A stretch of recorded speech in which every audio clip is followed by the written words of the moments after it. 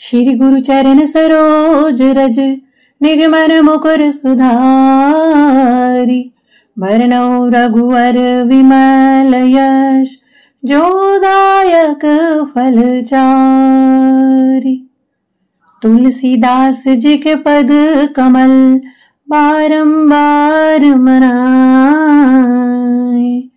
गुण गावहूँ सिय राम के हनुमत हो सहाय। लेत सदा सुधि दीन की सहज दया के धाम। जननी जनक हमारे प्रभु श्री सीताराम। बोली सियावर रामचंद्र भगवान की जय। श्री राधा कृष्ण भगवान की जय। श्री गौरी शंकर भगवान की जय। श्री हनुमान जी महाराज की जय। श्री गुरुदेव भगवान की जय। श्री तुलसीदास जी महाराज की जय। सब संतन की जय, सब भक्तन की जय। जय जय श्री सीताराम, जय जय श्री राधे श्याम। नमः पार्वती पतये, हर हर महादेव। हम सब पर सौभाग्यशाली हैं कि करुणा निधान भगवान की अकारण करुणा के कारण श्री रामचरितमानस के आधार पर भगवान श्री राघवेंद्र सरकार की मंगलमयी कथा का गायन श्रवण लाभ हम सब मिलकर प्राप्त कर रहे हैं। परंपरा अनुक्रम में श्री भगवान नाम संकीर्तन मिलजुल कर श्रद्धा के साथ करें।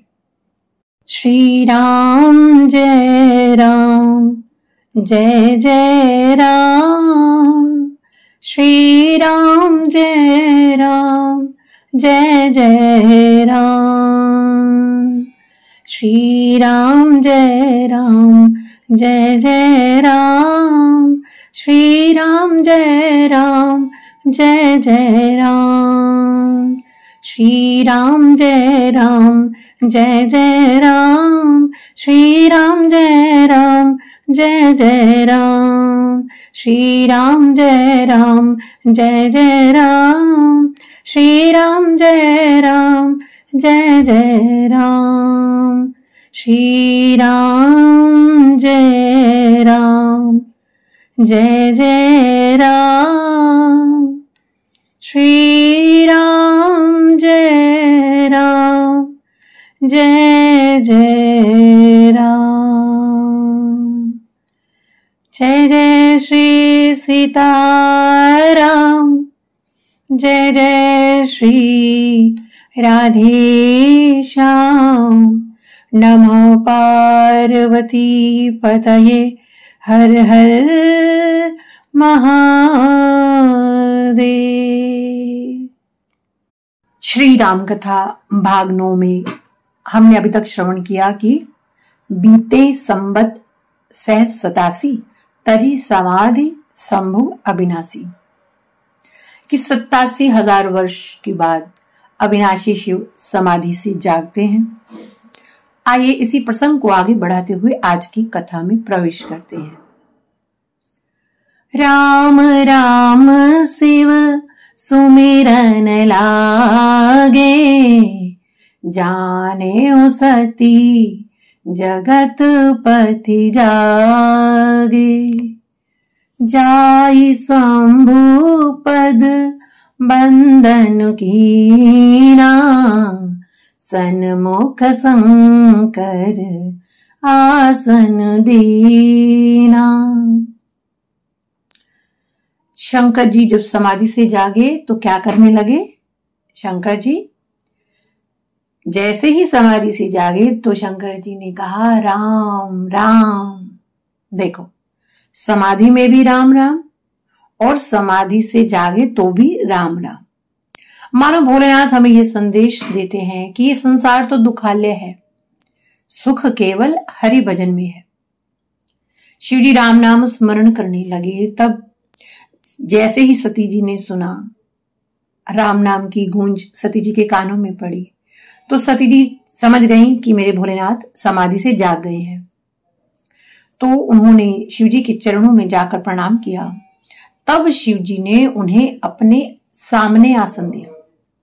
अब देखो 87,000 वर्षों बाद भी शिव जी को अपना प्रण याद था, इसलिए सती जी को वाम भाग में नहीं सामने बैठाया, क्योंकि माता का आसन सामने होता है और सती ने सीता माता का रूप बनाया था, इसलिए वाम भाग में नहीं अपने सम्मुख आसन दिया।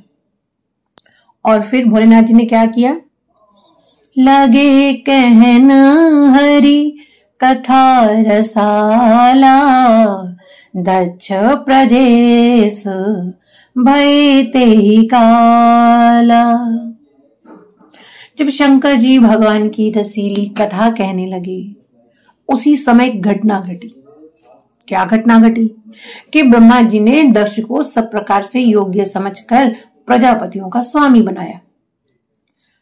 और जब दक्ष ने बड़ा अधिकार पाया, तब दक्ष के हृदय में बड़ा अभिमान भी आ गया। बड़ा अधिकार दक्ष जब पावा, अति अभिमान हृदय तब आवा। नहीं को वस जन्मा जग माही, प्रभुता पाई जाई मद नाई। देखो, बड़ा पद पाने के बाद अभिमान ना हो ऐसा तो संभव ही नहीं है। लेकिन हाँ, कुछ लोग ऐसे होते हैं जिन्हें मद नहीं आता, और वो कौन है? वो भगवान के भक्त होते हैं। अच्छा, कौन सी 6 ऐसी वस्तुएं हैं जिनसे एक संसारी को यदि ये मिल जाए तो ये उसके अवगुण हो जाते हैं?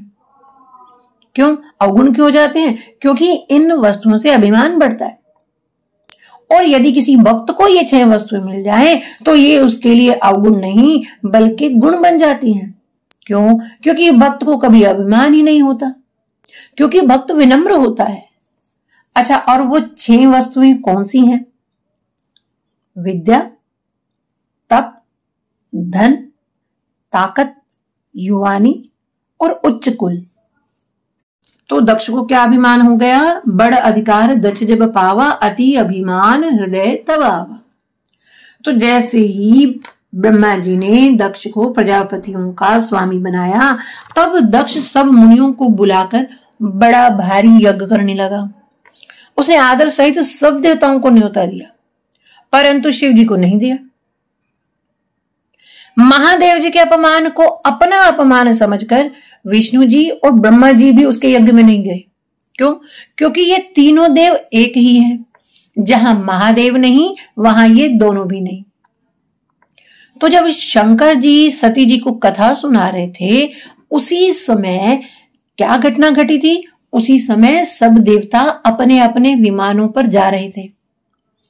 अच्छा, ये देवता भी बड़े स्वार्थी हैं।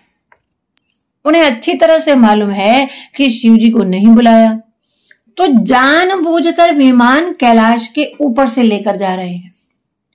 और चुपचाप नहीं जा रहे।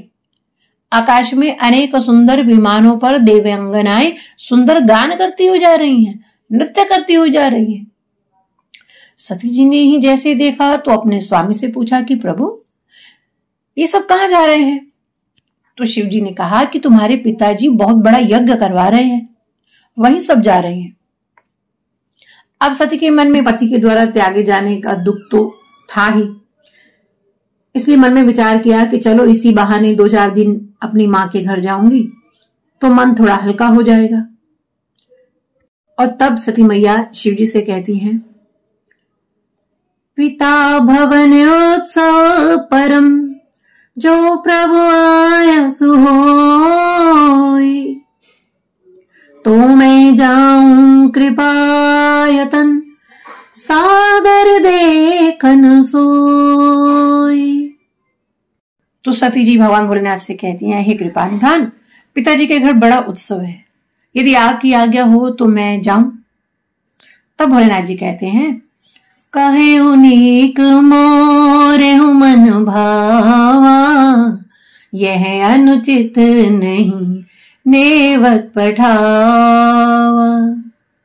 शिव जी ने सती जी की इच्छा का मान करते हुए कहा कि तुम बिल्कुल सही कह रही हो, मुझे तुम्हारी बात अच्छी लगी, लेकिन हमें न्योता नहीं आया। तो जो कन्या होती है वह दोनों परिवारों का सम्मान करती है, ससुराल में मायके वालों के खिलाफ कुछ नहीं सुनती और मायके में ससुराल वालों की निंदा नहीं सहती। तो सती जी ने कहा कि अरे नहीं नहीं प्रभु, ऐसा नहीं हो सकता, न्योता तो जरूर भेजा होगा, हाँ बस पहुंचने में देरी हो सकती है। ऐसा हो ही नहीं सकता कि पिताजी हमें ना बुलाएं। तब शिव जी ने वो बात बताई कि जिसकी वजह से न्योता नहीं आया। देखो, यह होता है दाम्पत्य का आधार। सती के पिता ने महादेव जी का सभा में इतना अपमान किया, फिर भी शंकर जी ने अपनी पत्नी को कभी ताना नहीं मारा।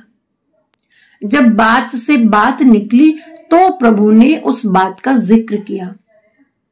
तो अब शिव जी सती मैया को वो बात बताते हैं कि जिसकी वजह से हमें न्योता नहीं आया। वो क्या बात है? तो शंकर जी कहते हैं कि एक बार ब्रह्मा जी की सभा में मैं भी बैठा था, आपके पिताजी आए, सब उनके सम्मान में खड़े हो गए और मैं राम नाम की मस्ती में बैठा था, मुझे भान ही नहीं था, और ब्रह्मा जी भी बैठे रहे। जब आपके पिताजी ने देखा ब्रह्मा जी को तो इसलिए माफ कर दिया कि वो उनके पिताजी हैं, लेकिन शिव तो हमारा जमाई है, इसे तो हमारा सत्कार करना चाहिए था, इसलिए हमसे नाराज हो गए थे और मुझे टेढ़ी नजर से देखते हुए कहने लगे, हे सभासदों, सभा में केवल सभ्य लोगों को ही बुलाना चाहिए। तो सब सभासद आपस में बातें करने लगे कि अरे यहां पर असभ्य है कौन? तब दक्ष ने कहा, अरे तुम्हें ये शंकर दिखाई नहीं देता? अरे कहने को तो ये मेरा दामाद है और दामाद एक प्रकार से पुत्र ही होता है। उचित तो ये था कि उठकर मेरा स्वागत करता और मुझे प्रणाम करता, परंतु इसने तो वाणी से भी मेरा सत्कार नहीं किया। अरे इसने तो धर्म की मर्यादा को ही तोड़ दिया। ये तो नाम का ही शिव है, वास्तव में तो ये अशिव है, शिष्टाचार तो है ही नहीं और भूत प्रेतों के साथ घूमता है। तब किसी एक ने कहा कि अरे जब बिटिया का विवाह किया था तब तुम्हें नहीं पता था कि ये असभ्य है? तब दक्ष ने कहा कि अरे मैं तो ब्रह्मा जी के बहकावे में आकर अपनी भोली भाली कन्या का विवाह भूतों के सरदार के साथ कर दिया। अरे कहां मेरी सुकुमारी कन्या और कहां ये बंदर कैसे मुंह वाला ये अघोरी। तो शंकर जी कहते हैं कि दक्ष ने मेरा बहुत अपमान किया, लेकिन मैंने उसका कोई प्रतिकार ही नहीं किया। मैं बैठा रहा यही सोचकर कि ये मेरे ससुर हैं और ससुराल से तो गाली मिलती ही है। बस फर्क सिर्फ इतना है कि लोगों को विवाह के समय गाली मिलती है और मुझे विवाह के बाद मिल रही है। और मैं शांत भाव से बैठा रहा, लेकिन मेरी चुप्पी ने दक्ष का क्रोध और बढ़ा दिया। झगड़ा बढ़ता ही गया। फिर मैंने सोचा कि मेरी वजह से ही शांति भंग हुई है, इसलिए मैं चुपचाप वहां से चला आया। उसी से अब तक मेरा अपमान करते हैं। उन्होंने अपनी सब कन्याओं को बुलाया, पर हमारे वैर के कारण तुमको भी बुला दिया, और यदि जो तुम बिना बुलाए जाओगी तो वो स्नेह और मर्यादा नहीं रहेगी। तो शिवजी सती मैया को समझाते हुए क्या कहते हैं? यद्यपि मित्र प्रभु पितु गुर गेहा, जाई अबिनु बो लेहु न संदेहा। तदपि विरोध मान जह कोई, तहां गए कल्याण न होई। शंकर जी कहते हैं कि यद्यपि इसमें संदेह नहीं कि मित्र, यहां प्रभु का अर्थ है स्वामी। मित्र, स्वामी, पिता और गुरु के घर बिना बुलाए भी जाना चाहिए। तो भी जहां कोई विरोध मानता हो वहां जाने में भलाई नहीं है, क्योंकि जब बाणों से शरीर घायल होता है वो पीड़ा फिर भी सहन हो जाती है, लेकिन अपनों के कटु वचन जब बाण की तरह लगते हैं तो मन घायल हो जाता है और फिर वो पीड़ा सहन नहीं होती है। कभी कभी अपनों के द्वारा दी हुई चोट तत्काल मृत्यु का कारण भी बन जाती है। इसलिए हे देवी, बिना बुलाए वहां जाने में भलाई नहीं है। करी देखा हर जतन बहु, रही न दक्ष कुमारी। दिए मुख्य गण संग तब, वेदा कीन त्रिपुरारी। शिव जी ने बहुत समझाया, परंतु होनहार वश सती जी नहीं मानी। तो शिव जी ने अपने कुछ गण सती जी के साथ भेजे। अब यहां शब्द आया है विदा कीन त्रिपुरारी, क्योंकि भोलेनाथ जी ये बात जानते हैं कि ये सती की अंतिम विदाई है। अब सती कैलाश में नहीं आ पाएंगे, क्योंकि मायके में ये मेरा अपमान सहन नहीं कर पाएंगे और अपनी देह का त्याग कर देंगी। और जब सती जी अपने पिता के घर जाती हैं तो वहां क्या होता है?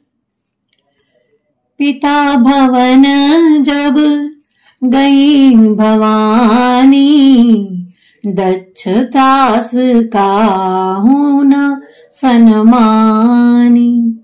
सादर भले ही मिली माता, भगिनी मिली बहुत मुस्काता। पिता के घर जब सती जी पहुंची तो वहां दक्ष के डर से किसी ने आदर नहीं किया। केवल माता ही भली प्रकार आदर से मिली और भगिनी मिली बहुत मुस्काता। यहां बहुत मुस्काता अर्थात व्यंग्य पूर्वक हंसती हुई मिली और ताना देती हैं बहन, अरे बहन जीजा जी नहीं आए, सुना है पिताजी ने न्योता नहीं दिया था, पर अच्छा किया तुम आ गई। पर सती जी कुछ नहीं बोली। मां कहती है, अच्छा किया बेटी जो तुम आ गई, मैं तुम्हारी ही राह देख रही थी। हे बेटी, यज्ञ शुरू होने वाला है, आओ पहले हम यज्ञ भूमि की परिक्रमा करके आते हैं और फिर हम मां बेटी खूब बातें करेंगे, अपने मन की कहेंगे। और जैसे ही सती जी अपनी माता के साथ यज्ञशाला में जाती हैं तो सामने पिता दिखाई दिए। दक्ष ने जैसे ही सती को देखा तो उसके सब अंग क्रोध के मारे जलने लगे। उसने कुशल क्षेम भी ना पूछी। तब सती जी ने जाकर यज्ञशाला देखी तो वहां पर कहीं भी शिव जी का भाव दिखाई नहीं पड़ा। अपने स्वामी का अपमान समझ हृदय में बहुत दुख हुआ। अभी पिछला दुख खत्म नहीं हुआ था पति के द्वारा परित्याग का, और दूसरा ये महादुख सामने आ खड़ा हुआ। शिव अपमान न जाई सही, हृदय न होई प्रबोध। सकल सभई हटी हटकी तब, बोले बचन सक्रोध। मां सती से भोलेनाथ जी का अपमान नहीं सहा गया, इससे उनके हृदय में प्रबोध नहीं हुआ। तब वे सारी सभा को हठपूर्वक डांट कर क्रोध भरे वचन बोलने लगी। तो सती मैया क्या कहती हैं? सुनहु सभासद सकल मुनिंदा, कही सुनी जिन शंकर निंदा। सो फल तुरत लहब सब काहू, भली भांति पछताव पिताहू। संत शंभु श्रीपति अपवादा, सुनिए जहाँ तहाँ हसी मर जादा। काटियता सुजीव जो बसाई, श्रवण मोदिनत चलिय पराई। तजिहु तुरत देहते हेतु, उर्धरि चंद्रमौलि वृष केतु। अस कहि जोग अग्नि तनु जारा, भयउ सकल मख हाहाकारा। भयउ सकल मख हाहाकारा। तो मां सती कहती है, हे सभासदों, हे मोरेश्वरों, सुनो। जिन लोगों ने शिव जी की निंदा की है और सुनी है, उसका फल सबको तुरंत मिलेगा और मेरे पिताजी भी बहुत पछताएंगे। साधु, शिव जी और विष्णु जी की निंदा जहां पर भी सुनी जाए वहां मर्यादा ऐसी है कि यदि अपना वश चले तो निंदक की जीभ काट ले, नहीं तो अपने कान बंद करके वहां से हट जाए। अरे जगत के आत्मा, सबके हितकारी शिव जी का मेरे पिता ने अपमान किया है। अरे ऐसे पिता की मैं पुत्री हूं, इस कारण इस देह को मैं इसी समय त्याग दूंगी। तजिहु तुरत देहते हेतु, उर्धरि चंद्रमौलि वृष केतु। तो चंद्रमौलि जिसका अर्थ होता है चंद्र यानी चंद्रमा, और मौली कहते हैं अर्थात जो सिर पर ताज पहनते हैं, कि जिसको जो अपने माथे पर चंद्र को ताज की तरह धारण करते हैं। कौन? अर्थात भगवान भोलेनाथ। चंद्र, मौली, वृष, केतु। केतु कहते हैं पताका को, यानी झंडा को। तो जिसके झंडे में अर्थात जिसकी ध्वजा में वृषभ का चिन्ह होता है वो है भगवान शिव।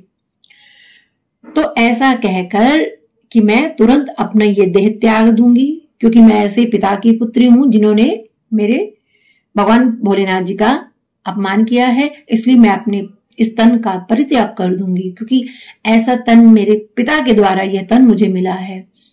और ऐसा कहकर शिव जी को हृदय में धारण करके सती जी ने योगाग्नि में अपने शरीर को भस्म कर दिया और तब सारे मंडप में हाहाकार मच गया।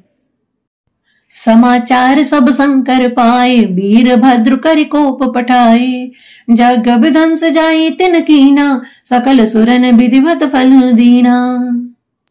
और जब शिव जी ने अपने गणों से यह समाचार पाया तो क्रोधित होकर वीरभद्र को भेजा। वीरभद्र जी ने जाकर यज्ञ विध्वंस कर दिया और सब देवताओं को यथोचित दंड दिया। सब देवताओं और ऋतुजों के भी अंग भंग कर दिए और दक्ष का तो सिर काटकर ही यज्ञशाला में डाल दिया। और इस प्रकार वीरभद्र ने जब यज्ञ विध्वंस कर दिया, फिर कैलाश पर्वत पर लौट आए, तब सब देवता और ऋत्विज अर्थात जो यज्ञ कराने वाले जो होते हैं मिलकर ब्रह्मा जी के पास गए और सारा वृतांत सुना दिया। ब्रह्मा जी ने कहा, अरे जिसकी आशंका थी वही हुआ। अरे तुमने भोलेनाथ जी का अपराध किया है यज्ञ का भाग नहीं देकर, इसलिए तुम सब शुद्ध हृदय से भगवान भोलेनाथ जी से क्षमा मांगो, वो तो शीघ्र प्रसन्न होने वाले हैं। और तब ब्रह्मा जी सबको साथ लेकर पहुंचते हैं कैलाश और सबने मिलकर भगवान भोलेनाथ की स्तुति की। नागेंद्र हाराय त्रिलोचनाय, भस्मांगरागाय महेश्वराय, नित्याय शुद्धाय दिगंबराय, तस्मै नकाराय नमः शिवाय।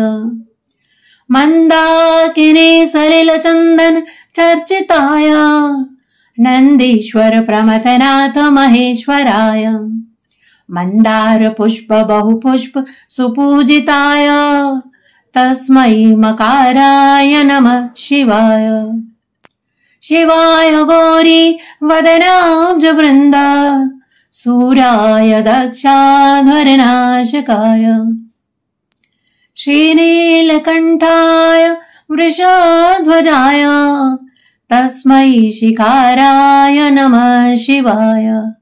वसिष्ठ कुंभोद्भव गौतमार्य, मुनीन्द्र देवार्चित शेखराय, चंद्रार्क वैश्वानर लोचनाय, तस्मै वकाराय नमः शिवाय। यज्ञ स्वरूपाय जटाधराय, पिनाकहस्ताय सनातनाय, दिव्याय देवाय दिगंबराय, तस्मै यकाराय नमः शिवाय। तस्मै यकाराय नमः शिवाय। इस प्रकार स्तुति सुनकर भोलेनाथ प्रसन्न हुए। तब ब्रह्मा जी ने प्रार्थना की, हे प्रभु आप तो सर्वज्ञ हैं, माया से परे हैं, परंतु जीव माया के वश में है और माया के वशीभूत होकर यदि जीव से कोई अपराध हो जाए तो आप उनके अपराधों को क्षमा कर देते हैं, क्योंकि आप करुणा सागर हैं, आप सबके मूल हैं, आप ईश्वर हैं, आप ही सभी यज्ञों को पूर्ण करने वाले हैं। इसलिए हे प्रभु दक्ष के अधूरे यज्ञ को आप पूर्ण कीजिए और यज्ञ में जो शेष रहे वो सब आपका ही भाग होगा। यह यज्ञ आपके ही भाग से पूर्ण हो। और इस प्रकार बार बार प्रार्थना करने पर भोलेनाथ यज्ञशाला गए। दक्ष का सर जो यज्ञ कुंड में भस्म हो चुका था, तब भोलेनाथ जी ने बकरे का सर उस धड़ से जोड़ दिया और दक्ष ऐसे उठे जैसे कोई सोकर जागता हो। और जैसे ही दृष्टि गई भोलेनाथ पर, तब उसके हृदय से सब मलिनता दूर हो चुकी। दक्ष ने जैसे ही महादेव जी की स्तुति करनी चाहिए, किंतु अपनी पुत्री सती का स्मरण हो आने के कारण, स्नेह और उत्कंठा के कारण नेत्रों में आंसू भर आए और उनके मुख से एक शब्द ना निकला, प्रेम से विह्वल हो गए। दक्ष की इस प्रकार स्थिति देखकर भोलेनाथ जी ने दक्ष को ज्ञान दिया। हे दक्ष, ये ब्रह्मांड ना आकाश से शुरू होता है ना पाताल से, ये वहां से शुरू होता है जहां तुम खड़े हो, वहीं से इसका निर्माण होता है। अगर तुम किसी का बुरा सोचोगे तो पहले बुरा तुम्हारा अपना होगा, किसी को श्राप दोगे तो पहले श्राप स्वयं को लगेगा, किसी के बारे में अच्छा सोचने मात्र से ही स्वयं का अच्छा अपने आप ही हो जाएगा। मुख से प्रभु का नाम लेने से सबसे पहले जीव का स्वयं का चित्त शांत होता है, फिर दूसरों का होता है। इसलिए जीवन में कभी भी अहंकार नहीं करना चाहिए। भोलेनाथ जी के गूढ़ वचनों को सुनकर परम बुद्धिमान प्रजापति ने जैसे तैसे अपने हृदय के आवेग को रोककर विशुद्ध भाव से भोलेनाथ जी की स्तुति की। हे प्रभु, मैंने आपका अपराध किया था, सो आपने मुझे दंड देकर मुझ पर अनुग्रह ही किया है। हे प्रभु, मैं आपके तत्व को नहीं जानता था, इसलिए मैंने भरी सभा में अपने वाग बाणों से आपको बेधा था। हे प्रभु, मैं तो नरक में गिरने वाला था, परंतु आपने मुझे अपनी करुणा भरी दृष्टि से उबार लिया। हे प्रभु, मुझ में ऐसा कोई गुण तो नहीं कि जिससे मैं आपको प्रसन्न करूं। हे प्रभु, ये तो आपकी उदारता है जो आपने मेरे अवगुणों को भुलाकर मुझ पर कृपा की। प्रभु, अब आप इस यज्ञ को पूर्ण कीजिए। और तब वहां विष्णु जी भी आ गए और तब दक्ष का अधूरा यज्ञ पूर्ण हुआ। यज्ञ पूर्ण होने के बाद जब सब देवता अपने स्थान को जाने लगे, तब दक्ष ने भोलेनाथ जी से वरदान मांगा। हे प्रभु, आप यहां सदा के लिए निवास कीजिए, क्योंकि आपका दर्शन कभी निष्फल नहीं होता। और तब भोलेनाथ वहां लिंग के रूप में स्थापित हो गए और उस लिंग का नाम हुआ दक्षेश्वर। ये स्थान हरिद्वार के पास कनखल में है। इसका दर्शन करने मात्र से ही शत्रुओं के त्रास से मुक्ति मिलती है। बोलिए दक्षेश्वर भगवान की जय। आगे की चर्चा अगले भाग में करते हैं। तब तक जय सिया राम। हरये नमः, हरये नमः, हरये नमः।